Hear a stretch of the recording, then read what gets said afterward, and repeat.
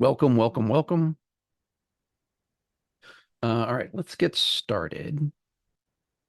So since you started using the chat, feel free to share comments or links or anything related to the talk as I'm going. It's pretty easy. Just like I said, make sure you switch it to everyone. But however, because this is a webinar instead of a normal Zoom meeting, we also have the Q&A function. And so if you have a question, um, use the Q&A function. We'll try and get to those depending on how many there are at the end of the presentation. But the nice thing is you can see the questions that everybody's posting and upvote your favorites, and those will naturally float to the top of the list so that when we get to the questions, we'll start with the ones that have the most upvotes. I'll get to a full introduction about me here in just a second, but I'll just mention that I do teach a certification that I created for Southern Methodist University. It's a 12-week online program that I only run twice a year, once in the spring and once in the fall. It's an online course, so you can take it from wherever, and you're dialing in. All the live event or live sessions are done through Zoom. But I've got, if you're here, watching the event, if you use the discount code Randy15, it'll get you 15% off the tuition at SMU of the cost of the certificate program. And in the program, we go through all the best practices for data visualization, whether that's the different data types and how do you match the different data types with all the different kinds of charts, the best practices for designing good charts. And then we apply all those best practices to actual use cases of data visualization. So we build a presentation with data visualization, we build an infographic with data visualizations, and we design a couple dashboards with data visualizations. And then you deliver a presentation with data and showing your data visualizations. And so that's the entire certificate program. So if you're ever interested, my next one in the spring is going to start next week, but then it will run again in the fall. And you can always reach out to me. I'll give you all my contact info at the end if you have any questions about it, that kind of thing. Okay, so I'm going to get started. So tonight, my topic is going to be designing data visualizations and presenting data visualizations in augmented reality and virtual reality environments. And so this is a talk I've been giving for about 5 years now, and it continues to evolve because, as you can imagine, the technology and what's available is moving very quickly. This is a very fast-paced environment. Now, I'm going to show a handful of things, whether it's a tool or a video or a product or a website. I've created one page on Cool Infographics here at coolinfographics.com/wildwest24. And on that one page have all the links to all the stuff that I'm about to show you in the presentation. So you don't have to like scramble and write something down as I'm talking about it, because sometimes I can go pretty quick. If you go to this one page, coolinfographics.com/wildwest24, you get to see all the links that we're going to go through. Okay, so who am I? So I'm Randy Krum. I have my own data visualization company called Infonewt, and we design data visualizations and infographics and presentations and reports for clients all over the world. Usually our job is to communicate data, and we'll talk about that later in the presentation, but really we're not a data discovery or analyst firm. We are a design firm. So we design presentations to communicate information that you already have to an audience. And that audience might be investors, it might be your executives, it might be your customers, or it might even be the general public, depending on who you're trying to communicate data to. We got started doing infographics because that's really where my background came from, but it really has expanded into visual communication of data and information, and that's what we do. I wrote the book, Cool Infographics. I can't believe it. It's now 10 years old. When Cool Infographics came out in 2013, right at the end of the year. I also run the website Cool Infographics that goes with it, where I share great infographic design, really inspirational ideas, mostly from other designers. Any good infographics that I can find, I'll post there to share and really put some commentary on there on why this is good or why this is unique or how this could even have been better. And it's really, that whole website is just a discussion about the industry and doing data visualization design. I just mentioned a minute ago, I created a certificate program for SMU, and then I teach it twice a year. It's that online program. And so I do that plus webinars and some other training through SMU. And then not only do I run the Dallas-Fort Worth meetup group, but I have been the one who coordinates these global DataViz meetups on Zoom, and really tried to pull all these organizers together because most of them really went quiet and went dark during the pandemic. And so doing these online Zoom events really helps get all these members who are interested in data visualization some content and some reason to continue to gather.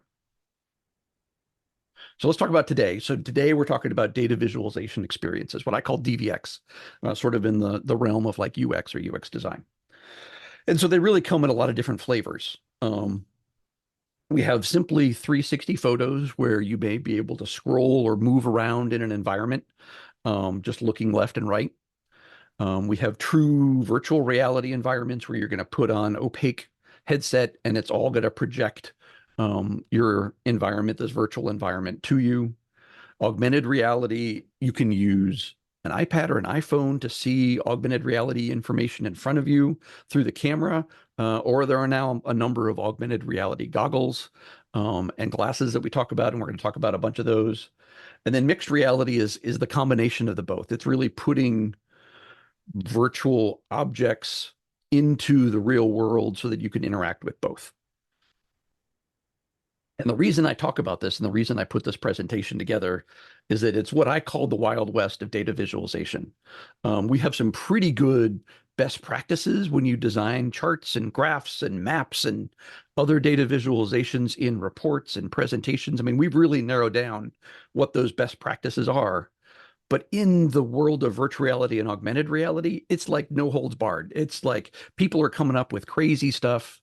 And some of it's fantastic and some of it's horrible. And so we're really seeing this explosion of creativity and new ideas and innovation in ways to visualize data. Now, it's not that new.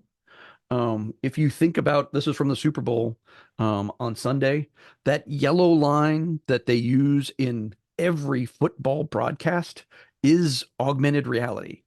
They treat the grass, the green grass, as a green screen, and they can project on there the first down line, the line of scrimmage, any other data. Like you can see they're projecting the 2nd and 7 onto the field. And that's been around for 25 years. There was a great article in The Atlantic, I think in the last month, just about how that yellow line changed football forever. 25 years ago that we've been living in this augmented reality world where we get additional information overlaying a real world experience.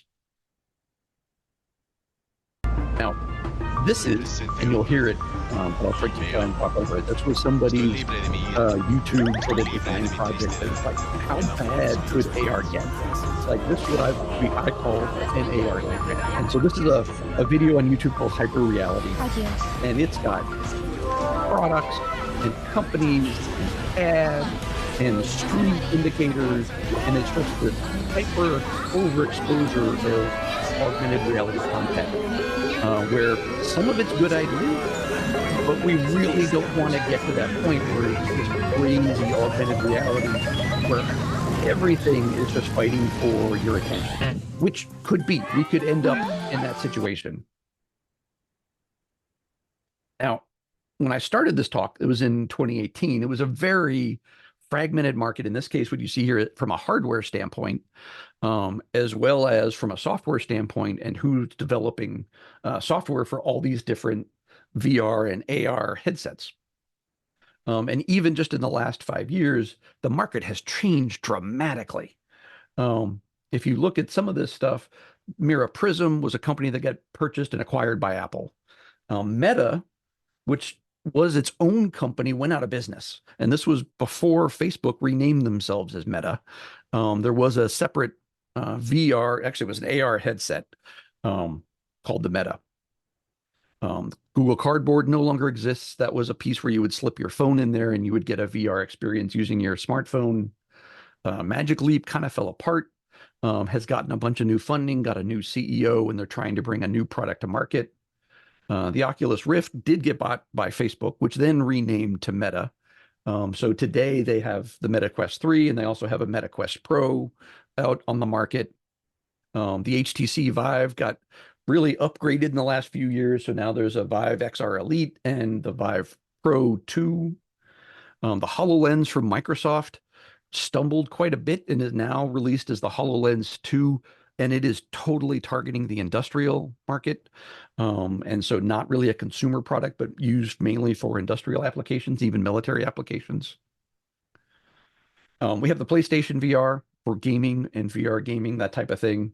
Of course, we have the Apple Vision Pro that came out just last week and is inspiring a lot of new activity and new development in this area. And we'll talk about that later in the presentation. The Valve Index is another really popular VR headset.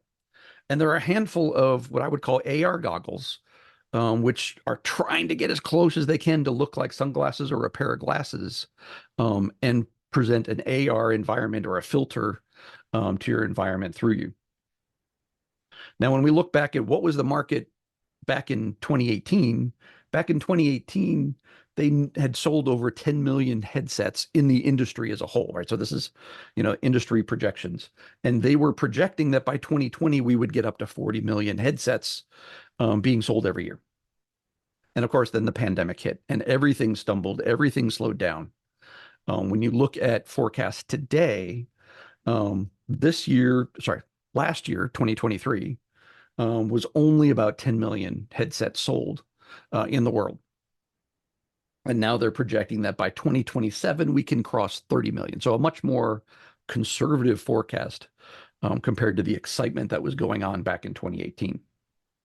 But the whole idea of VR and AR headsets bring to us, the data visualization designer community, a whole lot of new challenges. So this is a promo video for Google Earth in VR. And you'll see a lot of the challenges that we need to face as designers is that having that VR background, we're now putting data and text and information on a full color background that's in motion. So if we want to connect that information to a specific object that you're seeing in VR, that's a whole new challenge. That how do we tie an object to something physical that you can see or something in a virtual reality environment? What's your audience's point of view? Which way are they looking? How are they going to be able to see and perceive the data that you're trying to present to them? And then where are they looking? Is it intruding on what they're trying to look at? So you don't want to have your data visualization covering whatever they're trying to look at. And where do you put your data visualization? Do you put it right up there on top of an object, or do you put it off to the side?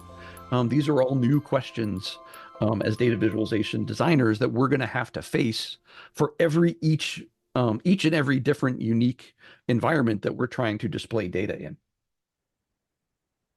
So just as a quick recap, let me talk about, these are the DataViz practices that we already have. Like we have today as designers. And when we look at the skill of data visualization design, it is a skill that you learn, it is a skill that you practice, and it's a skill that the more and more you do it, the better and better you're going to get. And we use these data visualizations in a number of different formats today, right? Infographics. Here you got dashboards, reports and presentations, websites, packaging, marketing materials, lobbying materials, all kinds of things, right? So data visualizations we use in all these different ways.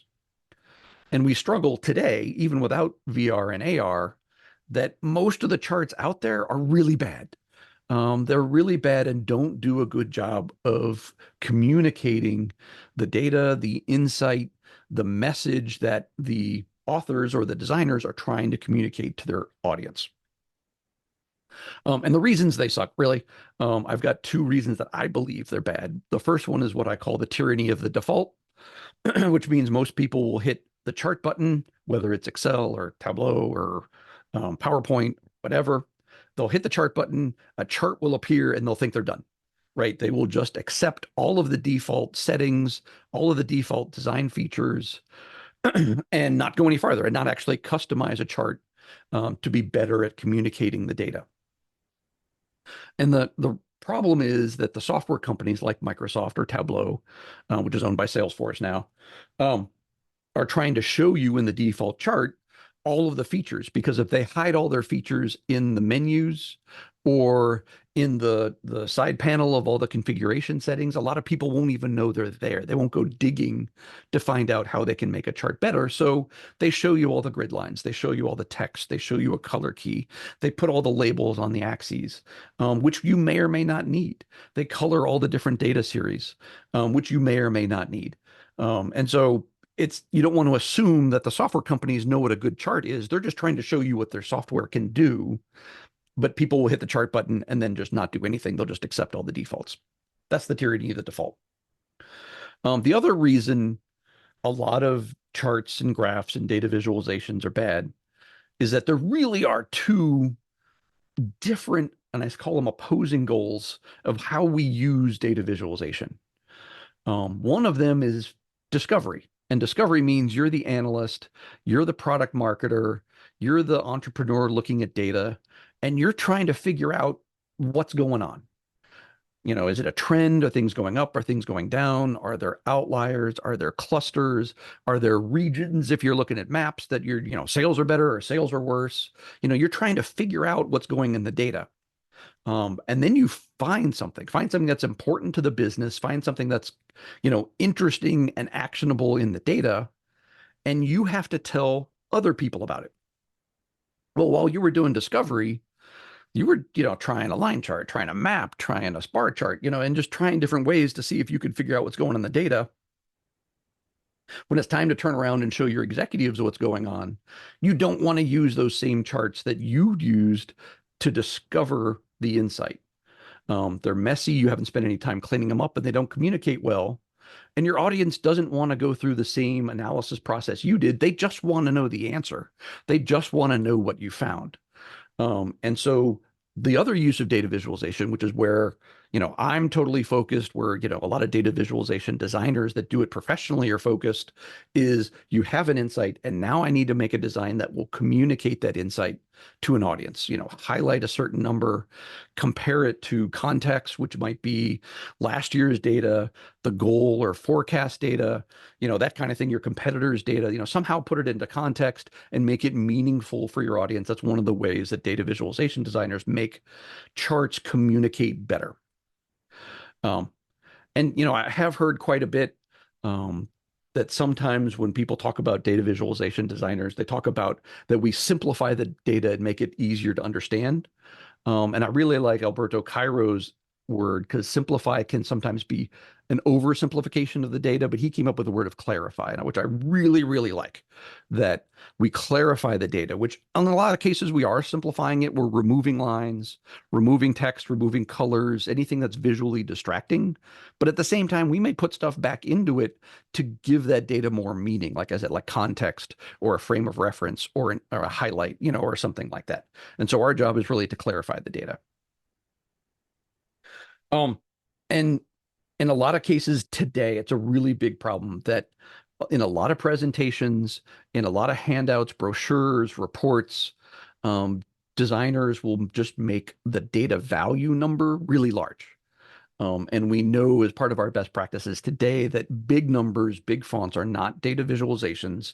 They don't help your audience understand the data or perceive the meaning in the data any better by just making the number large. You don't know if this 3 billion global internet users, is that going up? Is that going down? Is that a good number? Is that most of the population? Is it only a small piece of the population? Like, you don't know, because I haven't give you as a designer any kind of context. So we use things like pre-attentive attributes, which might be a different form. Most often in charts, it's a different color, something to highlight the data that I want you to focus on that's really key to my insight. And we use tools like that to design better data visualizations. Sometimes it's even just the fact of visualizing the data, right? So if I show you this table of, this is back in 2018, how many users were on these different social media platforms, I'm now relying on you, the audience, to read the numbers and do the math in your head about which numbers are higher and by how much. Where if I were to provide this just in a simple comparative bar chart, you can see just how drastic the difference is from 200 million at the bottom up to 2 billion up at the top. I mean, it's a huge difference that in just by reading the numbers, you may not be able to perceive that as well. We also use colors with very specific purposes in data visualizations, right? It might be categorical just to separate the different data sets, or it might be down using a highlight to highlight one bar or one dot in a scatter plot or something like that, or even sequential data to get darker and darker and darker and darker as you go through a data set. And we have very clear tools about how do you choose which charts go with which types of data. This is called the chart chooser and has been around for, God, almost 15, 20 years now. I think 2007, I think this came out, 2006. And the idea being that depending on what kind of data you have in the center of this flow chart, you go outward to the right types of charts that go with the type of data you're working with. So if you have a percentage, you wouldn't go up to line charts because that's comparative data or time series of data. If you have a bunch of products that you want to compare or sales numbers, you wouldn't go down to a pie chart because you're trying to compare those numbers. You'd go up to a bar chart, that type of thing. And so these are all, best practices tried and true in today's environment. Now, as we look at the VR, AR design platform or this environment that's really new to a lot of people, there are a couple really big issues. And the first one that I want to talk about is 3D charts. The temptation of 3D charts and doing things in 3D in a 3D virtual environment is really tempting. Like you feel like you have to make it a 3D chart. And we know from our best practices today that 3D charts are generally bad. They're what I call false visualizations, where they don't accurately, in a visual sense, visually represent the data effectively anymore. And these that you have on the screen here are also examples of just bad charts where the data is probably good, but the chart is now wrong and doesn't represent the data correctly. This is something we struggle with today, is getting the data visualizations to be accurate with the data. And it's going to be even worse when we go into a virtual reality or augmented reality environment. So one of the classic examples is just how to size circles based on data. And if you're trying to show one number is 3 times larger than the first number, what you really need to do and what we see on the screen is the area of that circle, right? And so the problem is in Illustrator, in PowerPoint, in whatever software you're using to draw these circles and create your data visualization, the only way you can edit a circle is to change its width and change its height. And that's 2 different numbers. There's no number that you can just type in the area of the shape. And so the mistake becomes, if you want to show a circle that's 3 times larger, so you triple the diameter or triple the radius of the circle, you actually end up with a circle that's 9 times larger. What the really have to do in the math is triple the area and then back into what diameter creates that area, and create your data visualizations that way. 3D charts are false because of the perspective, right? The perspective makes things that are farther away from you smaller and things that are closer to you larger. But that also means that now I've distorted the shapes that are supposed to represent data, and now they no longer are accurate. So for example, this 3D pie chart here on the left, right? 29% is less than the largest pie slice, 35%, the purple pie slice. But there are more blue pixels on the screen than there are purple pixels. And so for you and for me, just looking at this pie chart, it is really hard to decipher that the blue pie slice is smaller than the purple pie slice. They actually look to be pretty close to being the same because I've created this perspective by making it a 3D chart. And so the only way that people can understand this 3D chart is to read the numbers and do the math in their head. The chart is now no longer helping them understand the data. It happens also things like this bar chart that's, in perspective, the most recent month is closer to you and the past months are farther away. The data in April and July is actually the same value, but there's about 30% more green pixels on the screen for the July value, and it makes that bar look much, much larger than it really is. And then when we're talking about visualizing for the purpose of communication, a 3-dimensional bar chart with 3 different axes is a really bad way to communicate data. This might have been the right way to visualize data while you were doing your analytics and you were able to spin it around because it's just you sitting at your desktop looking at your data, trying to figure out what's going on. But it's a really bad way to communicate data to somebody else. Number one, they would have to be in an environment where you spin it for them, or that they can spin it, but then they're trying to do analysis that you've already done. They just want to know the answer. They don't want to go through that process. And if you don't spin it, then you can't see most of the bars because they're all hidden by the front bars. Now, there actually have been some research studies along this. This was one study done by the user experience group, the chapter up in Toronto. And they did a survey that they published as a report, which is about how accurately people perceive data from charts when they're 2D versus 3D. And the answer was consistently, they were better at understanding the data in 2D charts than they were in 3D charts. The link to that is in one of the links on the links page if you want to go see the whole report. But science also, or the studies also tell us that 2D has always been better than 3D to get people to understand your data. And I'll jump back real quick to the circles, because when we're in 3D, now we're talking about a sphere, right? So these rubber bouncing balls. So in a 3D environment, you're not talking about a 2-dimensional circle, you're talking about a 3-dimensional sphere. So now it's not the area of what you see, it's the volume of what you see. And so to triple the size of a ball, you have to triple the volume of a sphere and then back into what diameter makes the sphere that size. And if you do the same math, which is triple the diameter of your ball, now you end up with a bouncing rubber ball that's 27 times larger than your original ball when you really wanted to make a ball that was only 3 times larger.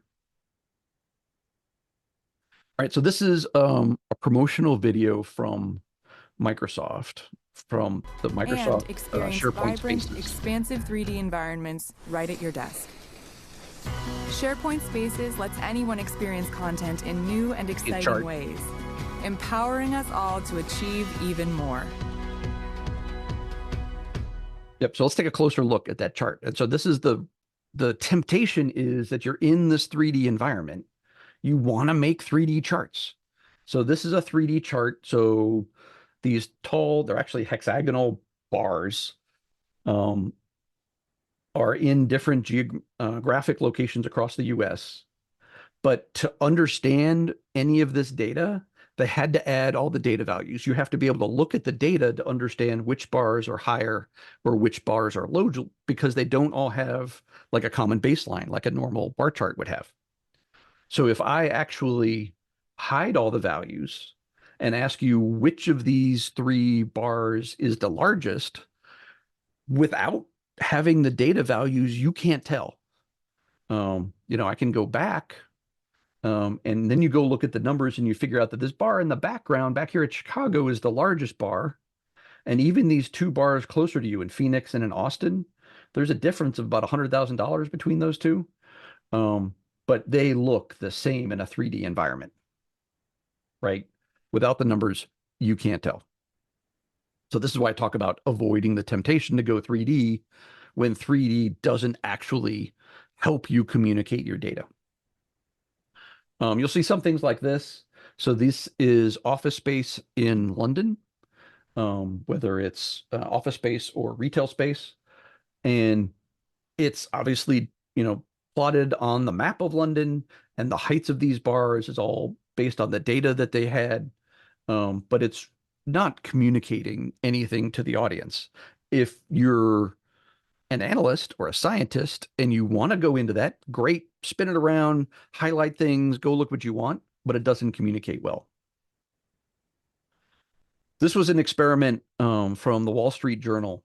And what they did is they created an AR environment in their print piece so that you could bring up your phone or your tablet and you would see this 3D bar chart appear in augmented reality. And I don't know if you could read all those numbers depending on what size screen you're looking at. But what we have here is these are not just straight up bars. They're 3-dimensional squares that are, so it's the volume of the square that's representing the data. And this bar where I have 1x, that's about 24,000. And the last bar over here where it says 3x is about 72,000. So right? It's about 3 times the size of the first bar, or sorry, the 1x bar. But visually, a static 3-dimensional chart like this is really hard to see and really hard for you to perceive what's going on. It can get better if you spin it. And so this is something that the Wall Street Journal did as well, which is when you looked at it, it would spin here in augmented reality so that you could see the perspective of how deep they are compared to each other because the depth changes, how high they are to each other because that changes, but also the width of all of them. And a bar chart with varying widths is really, really hard to understand what's going on and perceive. But you really need to be able to rotate or have it rotated for you to see what's going on. And it really took me a while, and it takes other people a while to really understand how they're filling these squares and how that top level is only partially filled based on the data. It's really tough to figure out. So this isn't a great way to visualize data. It's not going to be something that a public audience, the mass, if that's who you're communicating to, is going to be able to understand very well. There are a couple companies out here that have sprung up, they're startups that are really focused on this. There's a company called 3Data over in Austin, and the whole company is focused on creating these 3D visualizations in a VR environment so that multiple people can log into it and experience and talk about and move around the visualizations all at the same time. You see these little avatars are different people that have logged into the experience, and so you can even move around and see it from different angles. And you see there's pop-up data here where they've highlighted one dot in this 3-dimensional sort of scatter plot going on. They also have an environment where they make it as a plugin to Microsoft Power BI. Again, this is great to explore the data, right? You can spin it around like they are. You even got the button there to move it into the goggle view if you have some AR or some VR goggles to be able to view the data. Like I said, so it's great for discovery if that's a good visualization, but it is not good to communicate the data or to create a dashboard with or something like that. The issue number 2 with designing in VR and definitely AR environments is high contrast. So we know today in our best practices that we want a high color contrast to be able to read text, read numbers, perceive the difference between either colors on a chart like pie slices or bar colors. You really want a high contrasting color. So here, a black text on this dark red bar is really hard to read, but bright white text has a really high color contrast. It's really easy to read. But if you have a light color in the background, like the yellow, then the black text is much better because it's a higher contrast than the white text, which I bet you can even barely read that the word bad is there on the yellow. And we have tools for this, right? So the web accessibility guidelines define what are good color contrasts. AIM is a tool that anybody can go use. If you haven't heard of this one before, you can put in your text color and you put in your background color, and it will give you a specific color contrast ratio. The standards being at least 4.5 to 1 to be the minimum color contrast ratio. And if you're one of these organizations that is really focused on accessibility, readability, that type of thing, what they call is the AAA level is a 7 to 1 contrast ratio. And when we're designing data visualizations, we need to keep that in mind. So if my product that I want to display some data to, say, potential customers to about, I can put, here's a gauge chart, right? About what's the top speed this motorcycle can hit, 177.6 miles per hour. But I'm doing this on this slide where I control the background. It's not perfectly white. It's sort of just an off-white background. And using the color contrast checker, that's a nice, clean 6.3 to 1 color ratio, right? Easy to read. But now if I move in and put my object is in the real world for augmented reality or in a VR environment and try and put that gauge and that text on there, you can't read any of it because it's not a high color contrast ratio for whatever's in the background, right? And like we said earlier, it might even be moving, as well as if you create an AR experience, you have no control over where your audience is going to be when they participate or take participate in that environment when they have the goggles on. So it might be another storefront, right? So you might have the same design, but have different backgrounds because they might be on the street, they might be in their office, they might be in their living room. Who knows what's in the background? Today, we solve this problem with semi-transparent background. So if this is a report page, this is an old report page that I designed years and years ago. And you can see it's a full color image in the background of who their target of this study was. And because of that, it's got millions of colors in the backgrounds. It's got dark areas, it's got light areas.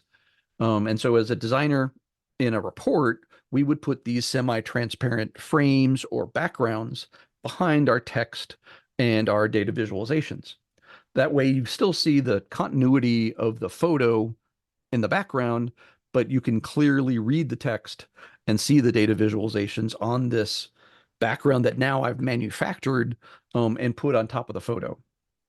And we're going to have to do that in especially AR environments where I create this background that's in my display so that when you see it in an environment and they're seeing their world around them through AR goggles, your visualization, your text, your information, whatever, your highlight is clearly legible, but they can still see their environment in the background. So this works on this street front and it works on this storefront. It's still pretty busy back there in the semi-transparent. And so you might have to play with, how opaque you want that to be, but that's a way, and you'll see a number of examples that people are going to use to create something that's legible with a really bright or a really dark background. So these are examples of an AR through your phone, like if you want to do Yelp or, see what's around you. In this case, it's showing you how far they are and what their star ratings are. You might see it live in your environment where these are the boxes are actually attached to the buildings where the businesses are. And again, they're all coming with their own semi-transparent background so that you can read them on a busy street that has billions of colors on it and may be moving. This was a project from the Harvard Business Review looking at industrial uses of augmented reality. And you can see they've created this sort of a half dashboard, half control panel in AR, but all of it has this light gray background where it's semi-transparent. You can still see the machinery behind it, but it makes it very bright and visible. And you can interact with it in front of that. They also created this print version. Let me pause that real quick. Right, so you can see it. There you go. So they created this print version, and you'll notice it's essentially black and white, right? Because they're going to create augmented pieces to show up on top of it. And so they were making it easy for themselves by having this black and white background before they do colorful augmented reality objects on top of it. And you can use your phone or your pad to see this. And I think there's even a PDF of this article online, so you could download it and try this on your own if you wanted to. But you'll notice, like right here, they have some data popping up as a call out next to some of their animated AR objects. And they knew that part you were probably going to be viewing that's off the page. It might be on your desk, might be on the floor, might be at a newsstand, in the meeting room, wherever you're looking at this. And so that particular piece has that semi-transparent background because, again, they don't have control over what's going to be in the background. So they want to make sure no matter what's in the background, you can still read the data. And did you see that? It went by really fast. They put a chart on a conveyor belt, which I don't know how that made sense, but they have a chart here that this little laser, created, and then it goes down the conveyor belt.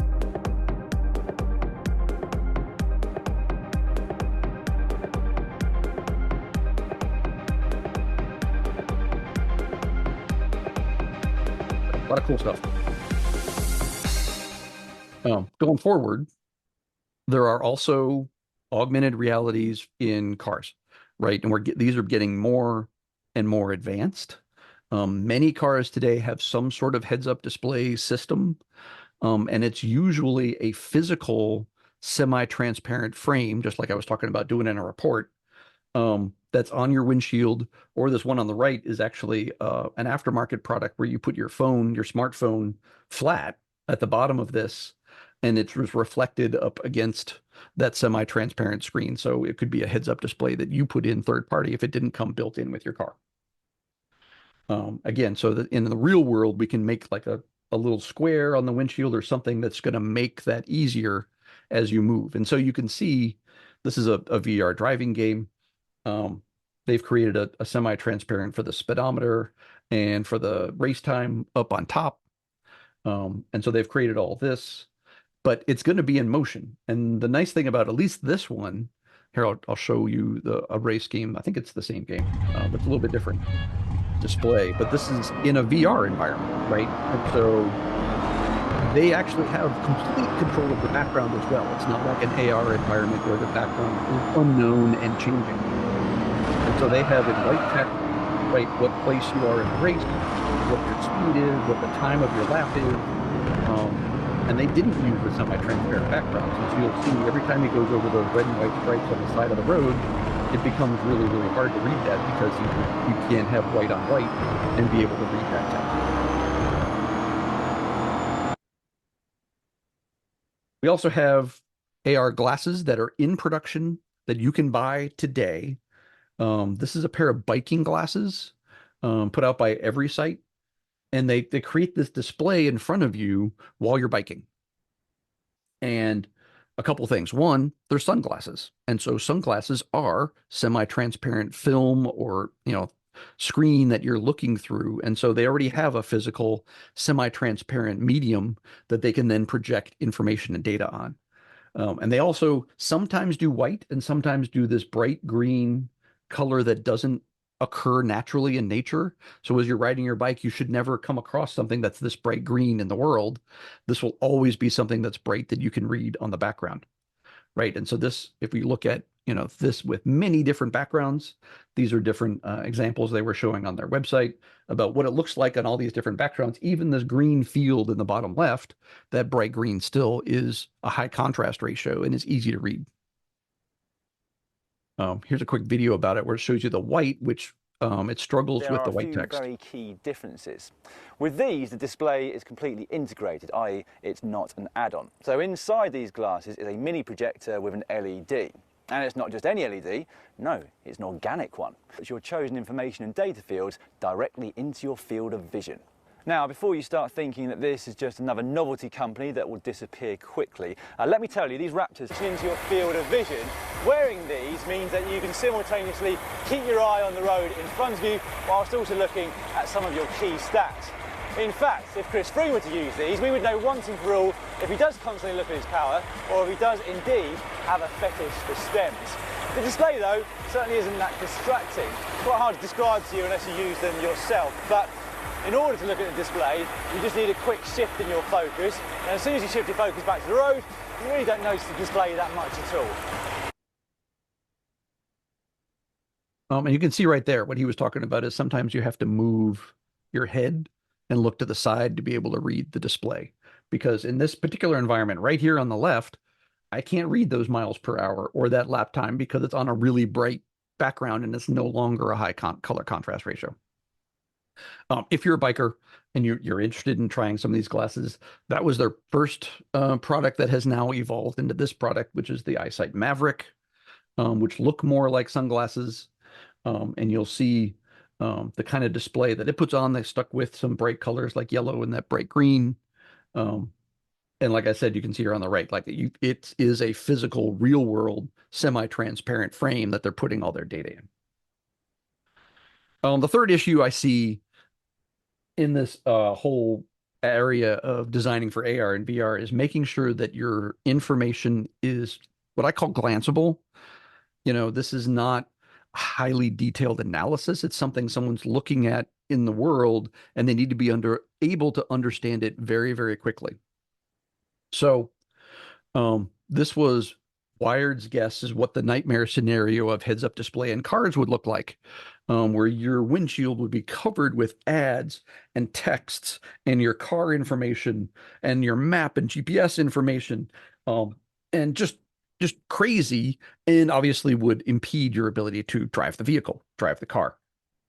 This seemed really, really far-fetched back in, I don't know what this was, 2015, I think is when Wired put that out.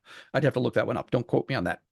But it's been a while. But today, we're getting closer and closer to that. So this is the concept from Apple of how their CarPlay system could take over the entire dashboard, right? And so this dashboard is now displaying your home controls, whether you want to open or close your garage door. Obviously, your speed, what gear you're in. They've integrated the map in behind the steering wheel so that your directions, it's kind of nice as actually, while you're still looking forward, you don't have to look to the side to that panel to see your map for your GPS, but it's also showing your daily calendar. And probably there's a fine line between information you should or should not be displaying to someone who's driving a vehicle. They're also experimenting with different ways to visualize what is traditionally the car dashboard, right? You'll notice those, I mean, I guess you could call them donut charts around the speed and the RPMs, or radial bar charts. I'm not quite sure what the right format for that is, but they're also experimenting with these 100% stack bar charts, right? Where it's just a portion of what the total could be as a quick bar chart. And so this is a design challenge, right? Are thin bars like this, or those thin donut charts, is that easy to read at a glance? Or do you really need to beef that up and make that a thicker bar so that your audience can understand it? That's the kind of research that the design teams are going to have to be doing. And you'll notice that a lot of this is what I call, simplified minimal designs, right? This is the part of being a data visualization designer where we simplify things. We reduce everything that is not necessary to communicate the message, whether that's the speed or the price or, whatever it is you're trying to communicate. Any extra text, any extra colors, any extra data, any extra lines, you can't be there, following the grid lines to the y-axis if you're driving a car. So you got to think very, very minimal, like the designs that are going into Apple Watch apps, because you have such a small display. You also have to cut that data visualization down to its bare essence, and only the minimal amount of information is shown, but your audience still understands the data being presented. If you look at this in like game environments, so this is part of Halo, all right, their AR experience is this essentially a flat panel in front of your face, right? You're supposedly wearing this helmet that is displaying this information for you in this video game, right? But it's very minimal, right? The only text or numbers on the page or on the screen is 32, which is your ammo level. Everything else is visual. So your health is visual. The motion detector in the bottom left is visual. Everything else is visual, and you're not trying to get you to read anything in that heads-up display. Even when you do things like this, where if we were to color code buildings in an AR environment, you want to keep the information as simple as possible, right? A percentage, a star rating, and that's it. And then the color is also representing data, whether it's good or bad. This brings up the question if distance matters from your face, because these goggles are within, an inch or two of your eyeballs. You can't focus on things that close, especially if you are getting older and older and older and need reading glasses. So there is a best practice for where in an environment do you project these objects, displays, panels, charts for an audience to be able to easily perceive them. If we look at Microsoft has their mixed reality design guide. They have set up guidelines. This was originally designed for the HoloLens, that at 2 meters away from you is the distance you should simulate, because we're in AR goggles, they're on your face, but the distance that we should simulate that your audience can then focus on and be able to clearly read text or information like that. They actually have a big sweet zone anywhere between like 1 and 5 meters. It's pretty easy for your audience to understand the data, the chart, the text, the numbers, whatever it is. There's a link to their design guide on that links page. But what that led me to build is this quadrant of, when we're designing for data visualization, we need to decide, are we going to visualize the data in 2D or 3D? And are we going to visualize it near the audience or far away from the audience, depending on what that AR or VR environment is? So if you look at this, the Halo, the video game interface, all that is simulated to be right in your helmet. So it's very close to your face. And these are 2D representations all surrounding a wide open center view so that you can always see what's going on right in front of you. Right. So I would take that type of design and put it up here in the top left corner where it's near your face and a 2D display of data. Same thing with this particular chart or interface for the racing game, right? All these gauges move with you. They stay on the screen. They don't go farther out in distance along the road. So this is something that's near you, but also a 2D representation. The biker's goggles, again, it's near you and it's 2D. But then we start talking about ways to visualize like GPS directions here. That is out in front of you. And so that would be a far away visualization. This one where it has signs or windows that are connected to objects away from you, farther away from you. They're 2D flat panels, but they're farther away from you in the augmented reality space. This is a great app. There are a number of these stargazing apps. This one's called Sky Guide, that if you hold it up as an AR tool, it will look at the environment and which direction you're facing and everything, and overlay the illustration of the constellations over the stars that you're actually seeing in the sky. So it's a flat 2D, but it's projecting it far away from you out in the sky. So that's, perceived to be far away from you. This was a 3D, right? With the Wall Street Journal. It's close to you. It's right here on the table in front of you. So it's very near and it's a 3D environment. Same with this one, near you in 3D, right? And so these different visualizations fall into this quadrant guide that as a designer, now I got to figure out, am I making it 2D or 3D? Am I trying to worry about it being too close to the audience, or can I put it out in the environment? And if I put it out in the environment, how do I connect it to objects out in the environment? Right. So there's this wide range of ways we can visualize data. And it brings up that historically, we've always been asking ourselves as data visualization designers, what types of charts go with the data I have, right? That was that chart chooser earlier.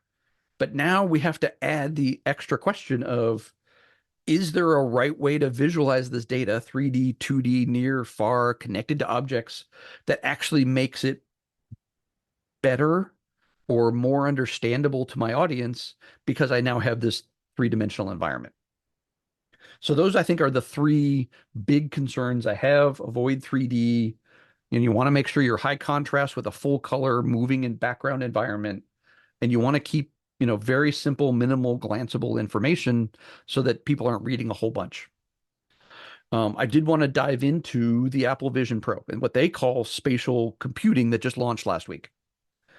The first thing that they have done, which is now available to everyone, well, everyone on a Mac, and I'm presenting this presentation in Keynote. They've built into Keynote the ability to import, to use, and control 3D objects. They're in the USDZ file format. And so this headset is actually a three-dimensional object, right? So I can take it and I can spin it around any way I want during a presentation. If I keep moving around, right, I can bring in call outs or data or information about different pieces and then spin it around to show something else and show some data about whatever the product is. And this would be something you could do with any product you're working with at your company. And it's preparing us as designers, whether we know it or not, of how to do this in an AR or a VR environment, like how to show that object now in the room with me and make call outs and spin that 3D object. It can go a little crazy. Like I said, this is the Wild West and people are trying all kinds of things. This is a three-dimensional visualization of COVID deaths by month. So that's the stack in each state by state. And you can see that each level of the stacks, and I'll zoom in here, is actually a month of 2020 and 2021, right? So it is visualizing data it's got a geographic component to it as well. But I would not call this a great data visualization because it would be very difficult for me to say, okay, which state had the most deaths in April of 2020, or be able to compare deaths in Colorado with deaths in Florida. You might get a general impression just by looking at it, but nothing specific. And so this is the Wild West. People are trying everything, especially with that temptation of making stuff 3D. When we look at Apple's design guide, similar to Microsoft's, they have a whole bunch of design guidelines for the user experience of designing things and what they're calling Vision OS. And when a person is in a space, they really have talked about here two different ways that you perceive things. The big major one that they're starting with are windows. They're flat panels that float in the space around you. And then the second one are objects or volumes or three-dimensional things in as an AR overlay to the real world in front of you. So let me show you. So this is one of their promo videos, right? And it's creating these flat panel displays that you can move farther away and closer to you. You can stretch them to make them larger windows or smaller windows. They can be different applications. Like you can have, this one's got notes on the right. I think it's got email on the left and Safari in the middle. Or an app that you're working on. You can do a lot of video editing this way. But these are just flat panels that exist in your environment. And their ability to locate them in your environment is stellar. Like this guy, he doesn't, but I mean, he could literally walk away from this desk, go into another room, look back and see the back of these panels located over his desk and walk around behind them. I mean, their ability to place them and keep them in a specific space is phenomenal. Hey, So that's Randy. Yep. There's a question in the chat. Would it be good to add filters for users? Was that Maybe talking about? Yeah, I see that from Duncan. I think he was talking about this chart. Not this one, but the idea of this one being able to say, maybe if I pointed over a month, it would highlight that month in all of them, do something like Tableau does when you link charts as filters, and that would help. But we know this is comparative data, right? And so going up right there, you're really close to Texas. Like going up in Texas, I can see which year or months are bigger than others, but it's not good to compare because I don't have a common baseline, other states among each other. So it would help to have filters on a design like this, but I don't think it's the full answer. I think it's still going to be a difficult experience for users. All right, let me jump ahead again. Yeah. Thank you, Duncan. Anybody else, any questions? Just a reminder, drop them in the Q&A. That was in the chat. It's a small group tonight, so, we'll get to all of them. So these are flat panels in Apple's world. The other thing in Apple's world are these volumes. This is an app called JigSpace using the Apple Vision Pro, where you can put objects in the environment around you. Like he's in a meeting room here that he's just putting these objects on the floor or whatever and moving them around. And you can see sometimes there's a flat panel of display. Let me back up right there, right? He could do the distance between his arms or between his fingers, and it was showing a percentage there or a distance, but it created a white background to it so that it was a high color contrast, right? So you can read that number.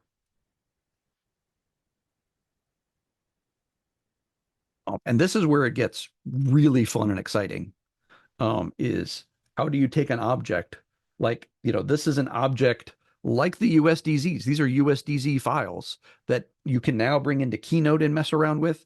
You can put it into an AR environment like this. And now this is a full-size F1 race car, and they're visualizing the airflow across it if it's moving at speed. So there are real use cases of, let me back up, that airflow, right, is a great use case of using the 3D environment to visualize data like you've never been able to visualize before, to do things that this tool can do uniquely, that make it an amazing tool, not just take what we've always done and put it on a flat panel in an AR environment. And this one, Randy, there's another question that was sent just to you and I, but it comes from David. He says, how many other senses beyond just vision do we want to think about engaging with? He's thinking specifically about how game controllers have that buzzing in your hands, haptic feedback. You get a little tactic feedback, probably also sound, right? And so the Apple Vision Pro has the spatial audio that's in the AirPods, that as you turn your head, it moves all the sound to one side or the other, so that you're always hearing it from the direction of where that object is, like that race car. Those are probably the only three. Like I don't see anybody trying to do taste or smell to go in with that yet. But yeah, there's the Apple Vision Pro in itself doesn't have any tactic feedback. It's just sound and sight. But some of the other ones do, and it's not like if you have controllers to use, they can give you some tactic feedback. All right, so the one I'm going to show you here is combining the two. This is a concept for the Apple Vision Pro. It's not actually a product that's out yet. It was just designed as a concept.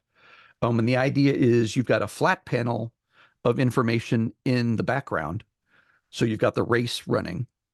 And then in the front on this table, they create, and I'll run the video, they create a 3D visual of the race in real time.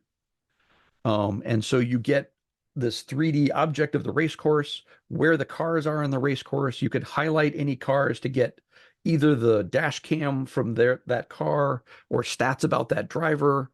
You notice that some of the pop-up data in the background has that semi-transparent background because it doesn't know what kind of background you're going to have in your room. And so there's a lot going on here, and just the idea of combining a flat panel with a detailed panel, and it works for any sport, right? Their idea was it could work in football, it could work in basketball, and give you this virtual 3D volume representation of something going on. Randy, there was another comment in the chat from Roy, and I think it might have been from a slide or two back, but it was talking about comparing month to month and trends. What about a time-lapse chart being more clear? Yeah, and Roy is right. So you could animate the chart over time. That'd be a great use of the environment as well. I'm seeing a couple other good ones in the chat, right? Specular highlight, so like having things flash or have a shadow, highlight something that you're looking at, is a way to replace the tactical feedback when you don't have it. It's recognition of you've either hit something or you're looking at something or you've selected something. And I love this just as a concept, as an idea, because that's what I'm really excited about, which is we need to get past the first piece of just putting a 2D panel in the AR environment and show what we always show a chart, show a list of data. That's how we start. But I'm really excited about how do we take advantage of this 3D space to show data that we've never been able to show before. Sci-fi, the movies have attempted to do some of this before. I'll show you this clip from The Matrix, where the air traffic controllers are plugged into the Matrix and using their environment to control approaches to the human city. Right. And so this is not just a panel in front of them. It is in 3D representing, these ships that are coming in to land in the city. And the air traffic controller can use that entire environment instead of just a flat panel in front of them, just a computer screen. Roger that, control. Or this one, which is a concept which is actually under development now, for the military to find mines buried in the ground in front of them. And so with a headset, they can sense what the metal detector senses and display it visually to someone's headset, as a heat map in this case, right? And then you can see where it is sensing and what strength it's sensing of metal under the ground. And even though that's projecting that heat map onto a flat panel, which is the ground, right? That is actually useful because the ground is a flat panel. The next step would be to visualize the depth, right? In another dimension to be able to see how deep things are, and can you determine that? Anyway, I had to stop with examples. There are so many examples I could show. I'll just wrap up. This is my book, Cool Infographics. Like I said, just celebrated its 10-year anniversary. If you haven't read it, I have a book page on Cool Infographics that you can go and download the first chapter as a PDF for free. Just go check it out. And it's available on Amazon and everywhere else. I run the Dallas and Fort Worth meetup group, but I really highly recommend you join the meetup group, the data visualization meetup group that's close to you. They're in a lot of the major cities, right? This map shows a lot of them, but not all of them. There are many more out there that haven't really joined our global part yet, and they're all struggling for support, for help, and members. And so, find your local group and, start attending events, meet people in your industry, that type of thing. And then I will open it up. We'll look both at the Q&A and the chat. But if you have any questions or examples, or if you come across something that you think is really cool and you want to share, you can find me on Cool Infographics. You can send me an email. You can find me on LinkedIn. LinkedIn was earlier, and it's in the links page. But all that's available. Feel free to reach out later. But Jessica, let's take a look at what we got here as some of the questions that I haven't addressed. Yeah, you've got two questions actually open in the Q&A. The first one is from Steve. I don't know if you know this, Randy. I would be surprised if you did. He says, I've only worn VR headset once in Denver, but at the time they said people can typically only wear 5 to 10 minutes of it, and then our brains get quite dizzy and have to take it off. Is this still the case? Yeah. It's getting better. I do know, like the Apple Vision Pro tackled the two issues that cause that. One is the resolution of the images that it's projecting to your eyes. If it doesn't look as highly detailed as the real world does, you start to have an issue with it. And the bigger one is actually frame rate. And I think the Apple Vision Pro is working at 90 frames per second.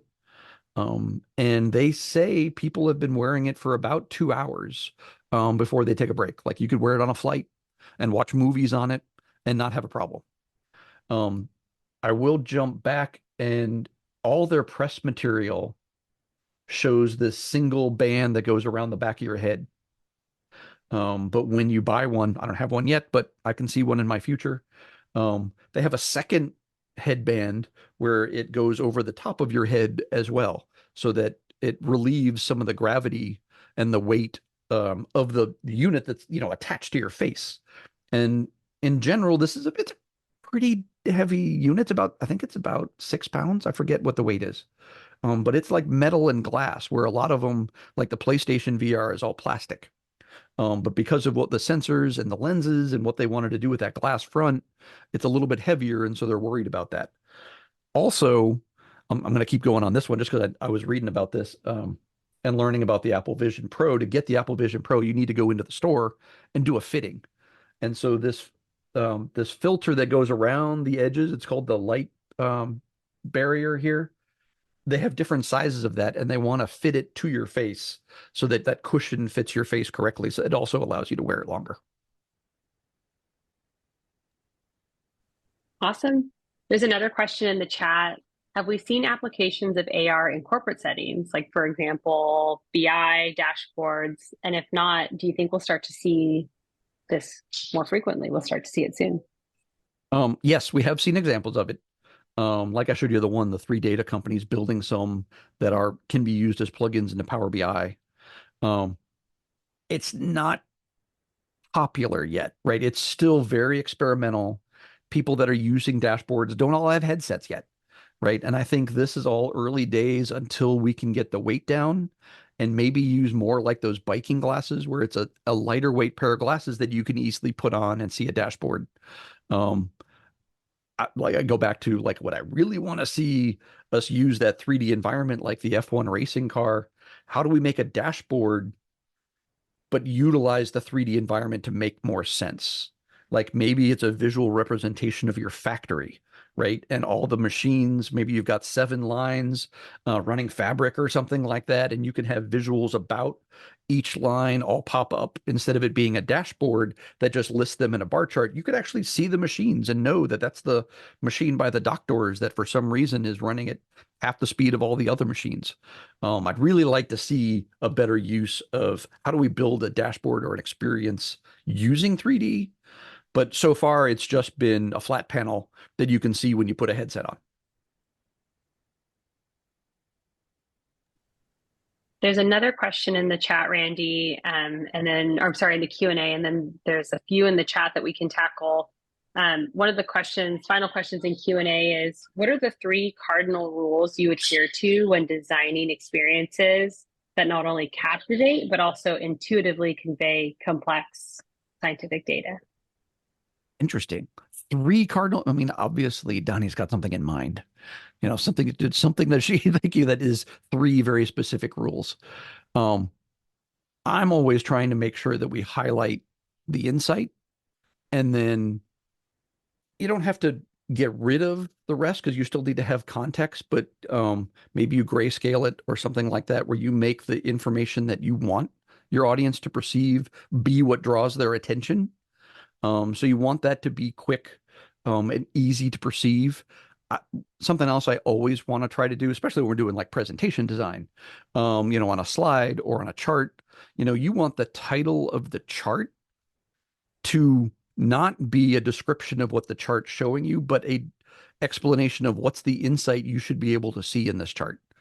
And so you really want to hit somebody over the head with it and just make it super simple for them to understand what it is you're trying to communicate.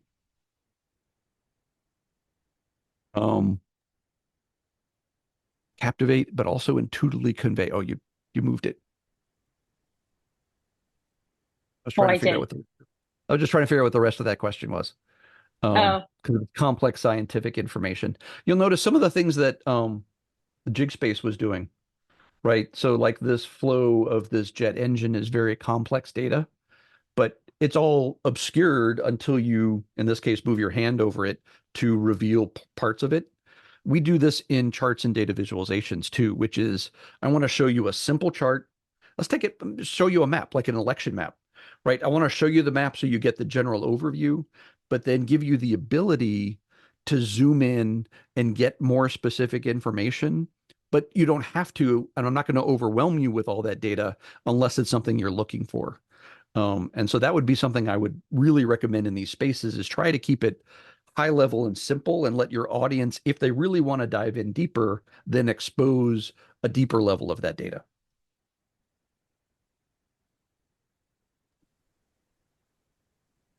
There's another question in the Q&A. Who is doing the best research on novel ways of visualizing complex data utilizing 3D in your view?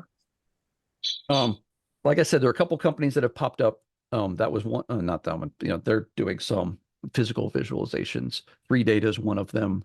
There's another one that's creating a lot of these UX or USDX objects that you can download and put in, that they're trying to experiment in. But I know for a fact that Facebook's doing a bunch of this.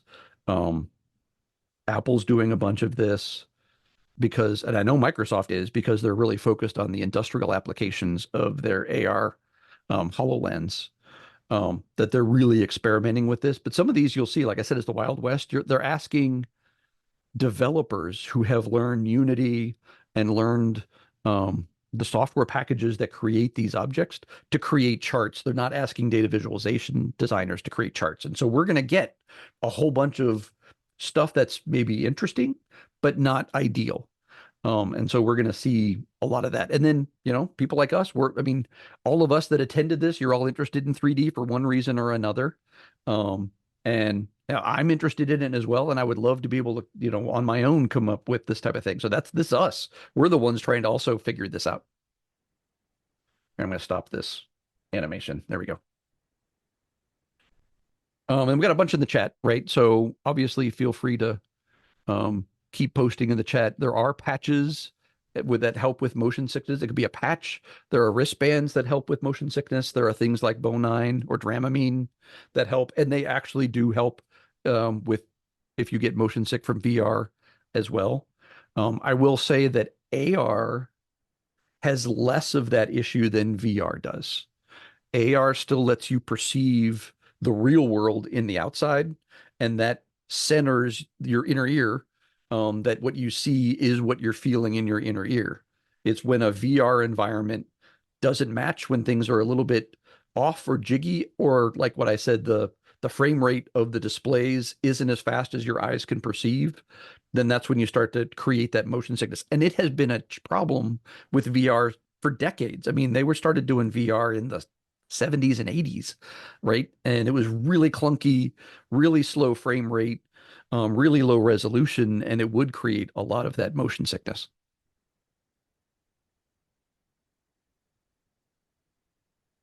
Um, okay, what else we got? We've got a couple folks sharing their experience trying on some of the different Yep. headsets. Yeah, it's great. David had an interesting thought, like what if we can leverage other devices like a smartwatch to work in concert with an AR VR glasses to help out with the fatigue factor? Hmm. Well, let's see. How would a I mean, a smartwatch could help you with some tactile feedback. I don't. I'm trying to find. I don't see that particular comment. How was he thinking a watch would do that? He was thinking that, maybe the watch will say something like, "Hey dude, time to flip up the goggles for a Yep. bit unless you want a migraine." The way it says, it's time to breathe or it's time to stand up, and walk around. You've been sitting for too long. Absolutely. I know, and this is just for the Apple Vision Pro. It is tied. It can be tied to your MacBook and to your keyboard and to your mouse. So you can have other objects that you work with that interface with that environment that you're seeing through the Apple Vision Pro. So yeah, it could be something on your wrist that you see. It does use your fingers and your hands as control interfaces. But there could be controllers. There could be a watch that vibrates when you touch something. That's maybe coming. Other third parties may create that because that interface, that API is open and allowed for developers, but they didn't come out with the first one that just came out last week. Yeah, the Randy, cardboard headset, right? That's a lot of fun. The cardboard headsets was a small version where your smartphone would actually go into it, and an app or a website on your smartphone would create a left and a right panel so that your eyes would only see that, and that's how we would create its depth perception. And those still exist, but they're pretty basic when it comes to that. Especially the nicer smartphones have the higher frame rate as well, so those work better. Randy, there's one more question in the Q&A that popped up. It says, great point. Besides Unity, what are the key packages for rendering 3D objects acquired with tomography? They're creating them, and honestly, they've mostly been created out of the gaming industry. So that's where Unity came from. What's the, oh man, I'm blanking on the company that's behind Fortnite that's having the big lawsuit with Apple about this in Epic Games. Thank you. Yeah, Unreal from Epic Games is another major engine that is direct competing with Unity and creates these 3D objects and environments, right? Full environments in VR. And you can use those to create environments. It doesn't have to be for the Apple Vision Pro, but for any of the other objects, you create these environments and use those. And then you use Python and you use R to create something that's going to display through that tool. What's interesting, and I haven't seen it yet, that the Office products have Vision Pro versions of them that are either have been released or are about to be released. And I'm curious to see, what does PowerPoint look like in the Apple Vision Pro? Is it just a flat panel with the charts and we're going to have the same 3D chart problems? Or, is it going to try and do something a little more interactive where I can move a bar chart onto the table in front of me or something like that? Danny had asked a follow-up question in the chat because he had posted that, or she had posted that in the Q&A. The question was, do you just need the STL file? It's going to take more than just the STL file. Usually it's a couple products in concert, especially with the Apple Vision Pro, where you've got to go through their developer program and have an app that's going to display it. They're not currently supporting um, what is it? Web VR, Web XR. I forget what it is. The web virtual platform that the other goggles like the Vive Pro and the Meta are supporting, where you can go to a website and see a 3D environment. WebGL is one of them. But I thought there was another one. I thought it was WebVR. I think there was another one. But anyway, the Apple Vision Pro isn't supporting that out of the box. So anything that's been designed for virtual environments that you can see on the website through other headsets right now, you can't see through the Apple Vision Pro. So it goes back to the fragmented market and who you're designing for. WebGL is the only one. Okay, there you go. All modern browsers, except Safari isn't supporting it in Vision OS.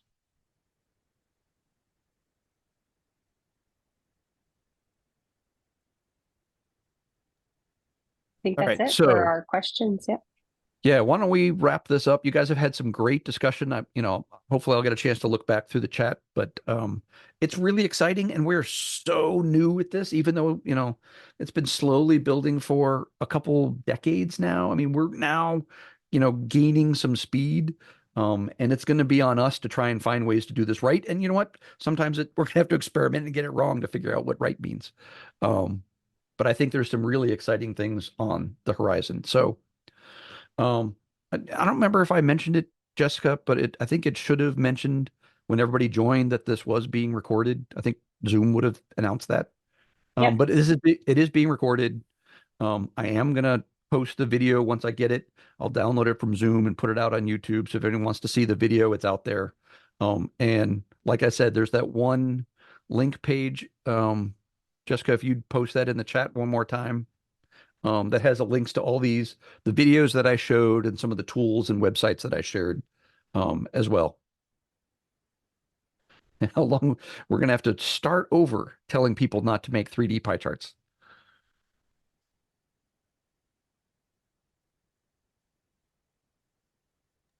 I'm not always quick to the draw, Randy, but putting it in the chat, the master link for all the links from today. There you go. That's great. And I want to thank everybody for joining. Like I said, feel free to reach out anytime. We're going to have more events this year, and I want to do more of these. I call them global online events, so that we can do them on Zoom and get people from all over to join us. And I have a few speakers that have already expressed interest. So join your local meetup group so that you get announcements when we post new events. You can follow me. If you follow me on Facebook or LinkedIn or whatever, I'll announce them there as well. And other than that, I think I'm going to close it up and say thank you, because we've reached our hour and a half time. So thank you very much. I appreciate it. And then I expect us to do something similar in the future, because things are changing very quickly. So everybody have a good night. I appreciate it. And we will see each other again sometime.